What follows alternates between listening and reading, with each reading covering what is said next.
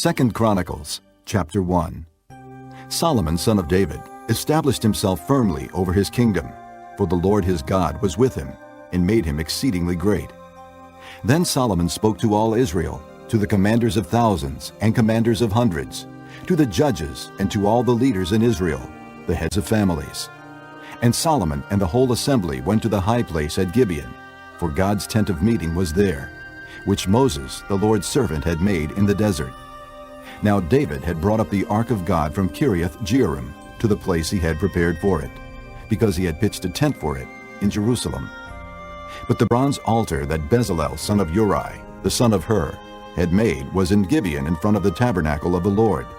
So Solomon and the assembly inquired of him there. Solomon went up to the bronze altar before the Lord in the tent of meeting, and offered 1,000 burnt offerings on it. That night God appeared to Solomon and said to him, "Ask for whatever you want me to give you." Solomon answered God, You have shown great kindness to David my father, and have made me king in his place. Now, Lord God, let your promise to my father David be confirmed, for you have made me king over a people who are as numerous as the dust of the earth. Give me wisdom and knowledge, that I may lead this people, for who is able to govern this great people of yours?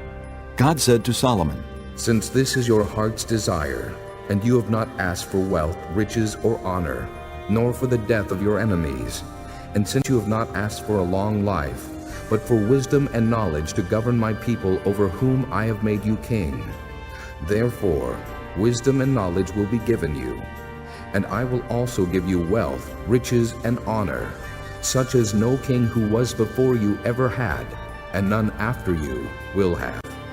Then Solomon went to Jerusalem from the high place at Gibeon, from before the tent of meeting, and he reigned over Israel. Solomon accumulated chariots and horses. He had 1,400 chariots and 12,000 horses, which he kept in the chariot cities and also with him in Jerusalem. The king made silver and gold as common in Jerusalem as stones, and cedar as plentiful as sycamore fig trees in the foothills. Solomon's horses were imported from Egypt and from Cuwe.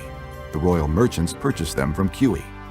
They imported a chariot from Egypt for 600 shekels of silver, and a horse for 150. They also exported them to all the kings of the Hittites and of the Arameans. Chapter 2. Solomon gave orders to build a temple for the name of the Lord and a royal palace for himself. He conscripted 70,000 men as carriers and 80,000 as stone cutters in the hills, and 3,600 as foremen over them. Solomon sent this message to Hiram, king of Tyre. Send me cedar logs as you did for my father David when you sent him cedar to build a palace to live in. Now I am about to build a temple for the name of the Lord my God, and to dedicate it to him for burning fragrant incense before him, for setting out the consecrated bread regularly, and for making burnt offerings every morning and evening, and on Sabbaths and new moons, and at the appointed feasts of the Lord our God. This is a lasting ordinance for Israel.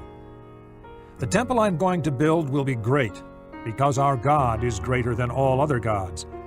But who is able to build a temple for him, since the heavens, even the highest heavens, cannot contain him?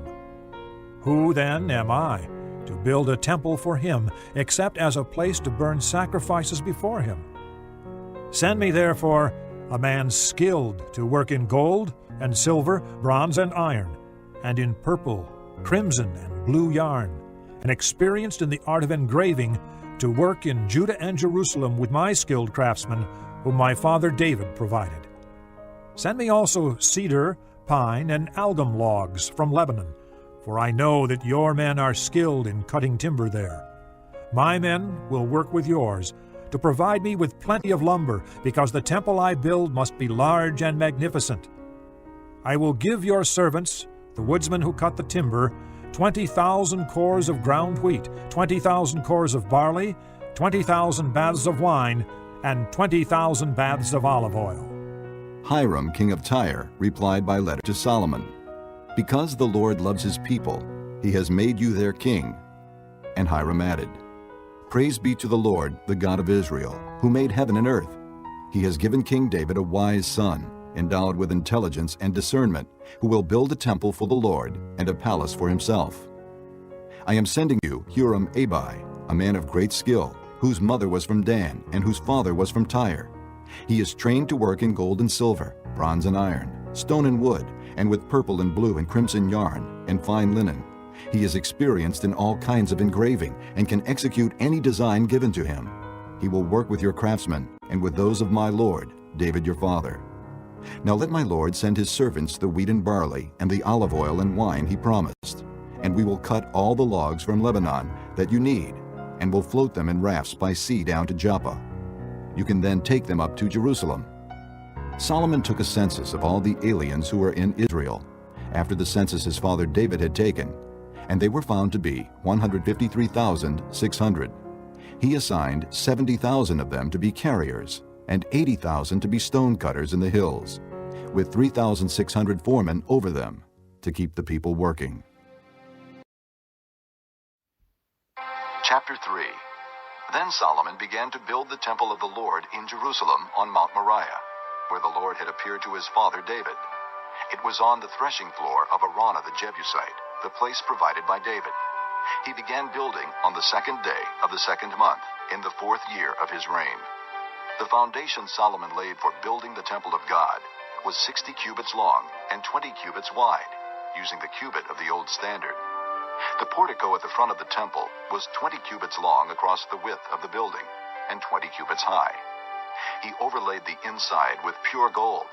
He paneled the main hall with pine, and covered it with fine gold, and decorated it with palm tree and chain designs. He adorned the temple with precious stones, and the gold he used was gold of Parvaim. He overlaid the ceiling beams, door frames, walls, and doors of the temple with gold, and he carved cherubim on the walls. He built the most holy place, its length corresponding to the width of the temple, 20 cubits long and 20 cubits wide. He overlaid the inside with 600 talents of fine gold. The gold nails weighed 50 shekels. He also overlaid the upper parts with gold. In the most holy place, he made a pair of sculptured cherubim and overlaid them with gold. The total wingspan of the cherubim was 20 cubits. One wing of the first cherub was 5 cubits long and touched the temple wall, while its other wing, also 5 cubits long, touched the wing of the other cherub. Similarly, one wing of the second cherub was 5 cubits long and touched the other temple wall, and its other wing, also 5 cubits long, touched the wing of the first cherub. The wings of these cherubim extended 20 cubits. They stood on their feet, facing the main hall. He made the curtain of blue, purple, and crimson yarn and fine linen, with cherubim worked into it. In the front of the temple he made 2 pillars, which together were 35 cubits long, each with a capital on top measuring 5 cubits. He made interwoven chains and put them on top of the pillars. He also made 100 pomegranates and attached them to the chains. He erected the pillars in front of the temple, one to the south and one to the north. The one to the south he named Jachin, and the one to the north, Boaz. Chapter 10. I tell you the truth. The man who does not enter the sheep pen by the gate, but climbs in by some other way, is a thief and a robber. The man who enters by the gate is the shepherd of his sheep. The watchman opens the gate for him, and the sheep listen to his voice. He calls his own sheep by name and leads them out. When he has brought out all his own, he goes on ahead of them, and his sheep follow him because they know his voice. But they will never follow a stranger. In fact, they will run away from him because they do not recognize a stranger's voice. Jesus used this figure of speech, but they did not understand what he was telling them. Therefore, Jesus said again, I tell you the truth. I am the gate for the sheep. All who ever came before me were thieves and robbers, but the sheep did not listen to them. I am the gate. Whoever enters through me will be saved. He will come in and go out and find pasture. The thief comes only to steal and kill and destroy. I have come that they may have life and have it to the full.